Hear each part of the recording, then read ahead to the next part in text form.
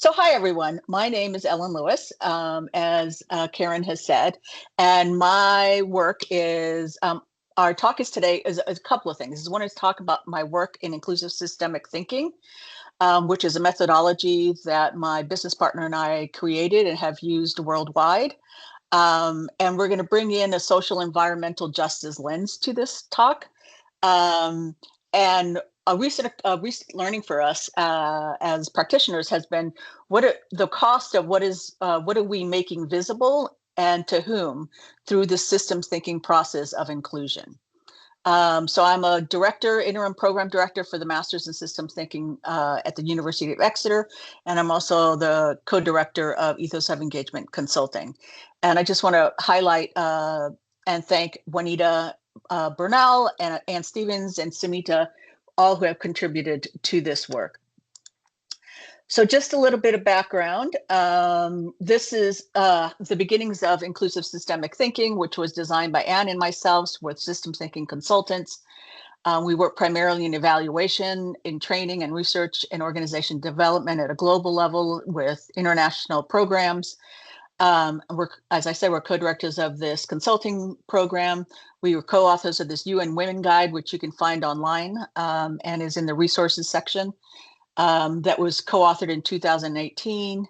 And this is our work history and project. And this is the bottom picture is just a picture of us working with Indigenous women in Guatemala with our work. So I'm making two claims here. I'm really making two claims. That systems thinking for those of you that don't know about systems thinking is meant to help us see the bigger picture, to understand what's inside a boundary, what's outside a boundary, and it's really helping us to think about what needs to be included, who has the right to be included, who has been left behind. So the goal is to, and sometimes doing this in this claim, in good systems thinking work means that we also need to think about what shouldn't we make parts of a system visible? What are the consequences of that? So we need to think about vulnerability assessments and what's the consequence of exposing information or including information that historically has been marginalized, which sounds like a contradiction. Because most of us were taught the opposite, right? That we should share things and make things transparent. So, so there is a dissonance in this conversation, but there's a dissonance in all of the work that systems thinking does, trying to figure out what is the right balance of things. So this is not an anti-systems thinking talk, although it might sound like it, because that would be a very bold choice if I did that. But one of the things that the three genuine things that we talk about in the work that I do, both at the University of Exeter and in my global consulting practice, is we pay attention to the visibility that forces attention where sometimes it's been withheld, and that can be historical or cultural or political or whatever context that is. We talk about language. We give language and words and empowerment and capability and capacity to inequality and injustice and social and environmental sustainability.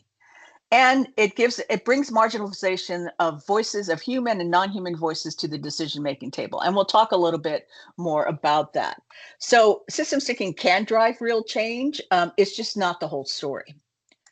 So let's start with an example. I know that usually you do the reverse, you give the theoretical foundations, then you give the examples, but I think it'd be helpful to go the other way around.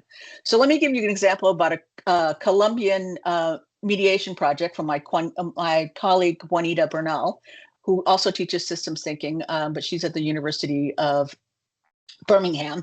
So part of our goal as systems thinkers is that we're very enthusiastic about mapping a system, understanding the system. And I think you guys all do this too. When you're going into any kind of problem solving mode, you're trying to understand what's happened already, what's happening now, where do we need to go? So for us as systems thinkers, we often rely on diagramming or creating maps or rich pictures, or really getting the stakeholders' point of view about what needs to be included. So someone adds an arrow, 10 minutes later, another strand is connected. So where we started, the starting point with this orange little circle on the diagram, everybody can, after an hour or so, let's say, or a couple of days of workshops, we all agree, okay, this represents the complexity of the organization that we're talking about. And with the Colombian mediation project, it was about connecting the community mediation process in rural parts of Colombia after the signing of the peace accord, in line with and is part of the official justice system in Colombia, so that it was a starting point for rural populations where they didn't have access to the formal justice system for a whole bunch of reasons historically, but also for logistical reasons currently, because they're rural and remote. So we do this mapping process, and we feel that we've mapped the system, and that because we've involved people, we've involved the voices, we've identified the sequence on a screen, we tangled with the fact that there's many different stakeholder groups. We understand that. So now we look at this and say, oh, well, that feels like it's a good representation because everybody had a voice. But really, when we go back and checked with that group, with certain different rural groups, their feedback was, that's interesting, but that's not how it works here, right? Even though it's been diagrammed and shared, there was still more to understand. We had mapped something very coherent, but it wasn't necessarily a lived experience for them. So we needed to rethink about what that means when we're trying to map a system and help people understand where the boundaries are of what should be included, what should be excluded, and for the reasons for that. So with from our continue talking about the community justice design program.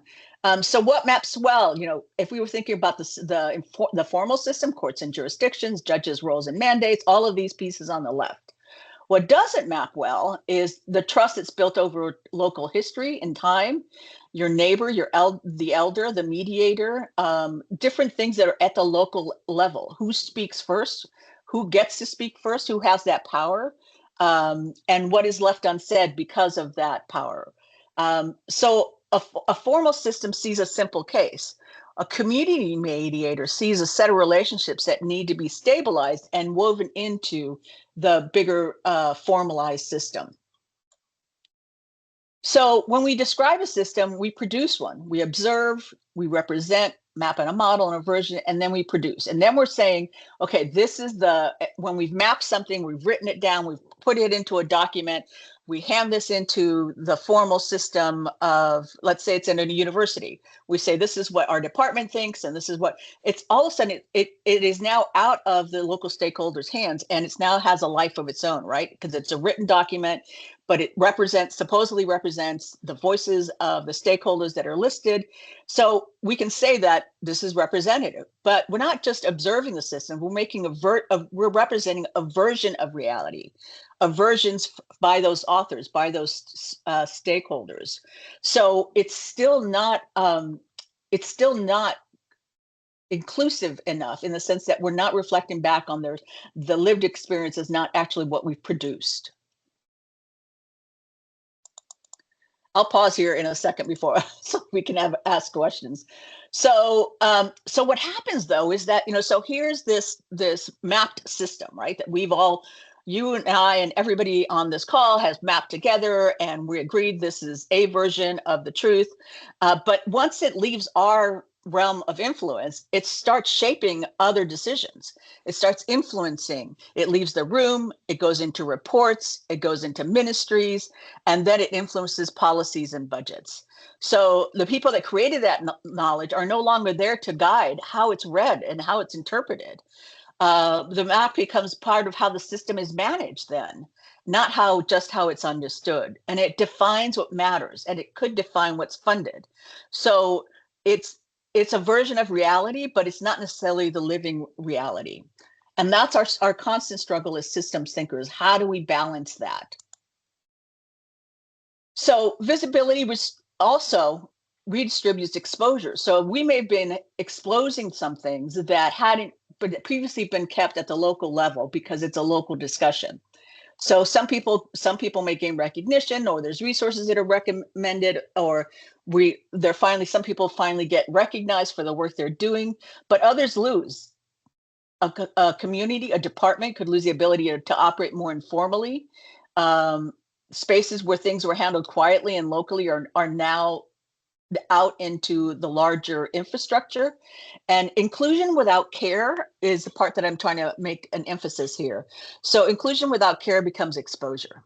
So part of what we do in the work that Anne and I do in inclusive systemic thinking is we do vulnerability assessments all along the way. If we're including these voices that historically or for whatever reason have not been included, is there something else we need to consider? And not just us, we don't make those decisions. We work with the stakeholders to have them help us understand what's at risk if this information becomes, once this information leaves our sphere of influence.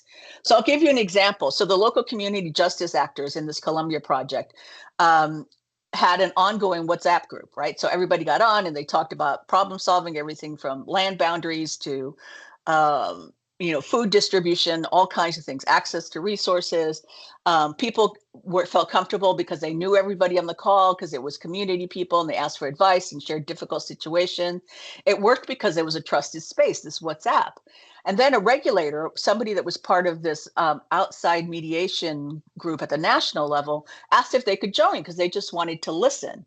And the intervention team realized that the moment the moment that the outside people joined, the space changed.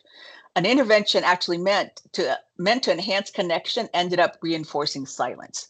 So that was something. Silence became this marginalized voice. So something that we had to think about as we moved forward using systems thinking with this particular work.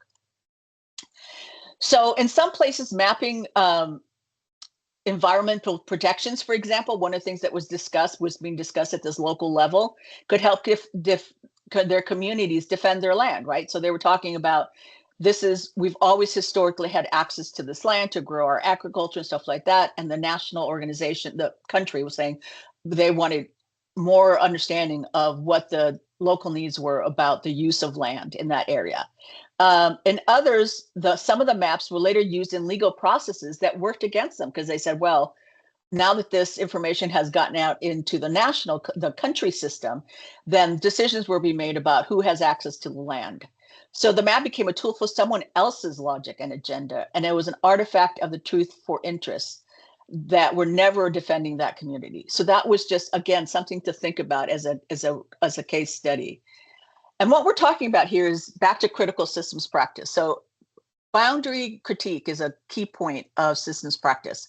What's in, what's out, who gets to decide that? The question is not only who's included, but what happens to them once they're there. Let me just pause there for a second, or should I go ahead and finish and then we'll ask questions at the end, Karen? We have about 10 minutes left, so yeah, questions would be great whenever you can.